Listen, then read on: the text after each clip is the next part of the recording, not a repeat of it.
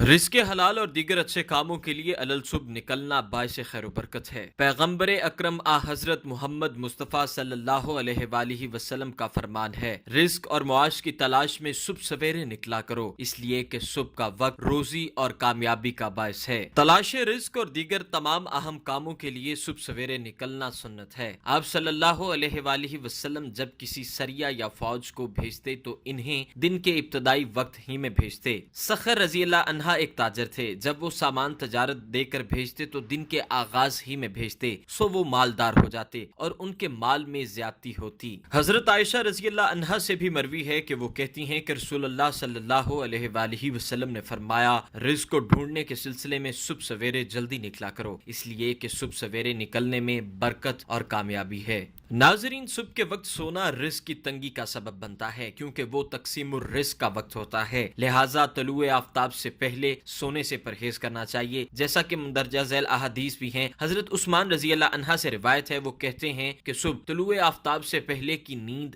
رزق کو روکتی ہے۔ حضرت فاطمہ بنت محمد صلی اللہ علیہ وآلہ وسلم سے روایت ہے، کہتی ہیں کہ مجھ پر سے رسول اللہ صلی اللہ علیہ وآلہ وسلم کا گزر اس حال میں ہوا، میں صبح سویرے پہلو لیٹی ہوئی تھی، یعنی صبح ہونے تک میں اپنے بستر پر پڑی ہوئی تھی، تو آپ صلی اللہ علیہ وآلہ وسلم نے اپنے مبارک پیر سے مجھے ہلایا، یعنی ہلکی سی ٹھوکر ماری ہوگی۔ آپ حضرات جانتے ہیں کہ آپ صلی اللہ علیہ وآلہ وسلم حضرت فاطمہ کو کس قدر چاہتے تھے۔ آپ صلی اللہ علیہ وآلہ وسلم فرمایا کرتے تھے کہ فاطمہ میرا ایک ٹکڑا ہے، پھر فرمایا، اے بیٹی، اپنے رب کے رزق کے وقت گوارا رہ، یعنی تقسیم الرزق کے وقت حاضر بیدار رہ اور غافلین میں سے نہ ہو جا، اس لیے کہ اللہ عز و جل لوگوں کے رزق کو طلوع فجر سے طلوع آفتاب کے درمیان تقسیم کرتا ہے۔ حضرت علی رضی اللہ عنہ سے روایت ہے، وہ کہتے ہیں کہ رسول اللہ صلی اللہ علیہ وآلہ وسلم صبح کی نماز ادا فرمانے کے بعد فاطمہ پر اس حالت میں داخل ہوئے کہ وہ سو رہی تھی، پھر آپ نے اس معنی کی حدیث بیان کی۔ حضرت علی رضی اللہ عنہ سے روایت ہے، وہ کہتے ہیں کہ رسول اللہ صلی اللہ علیہ وآلہ وسلم نے طلوع آفتاب سے پہلے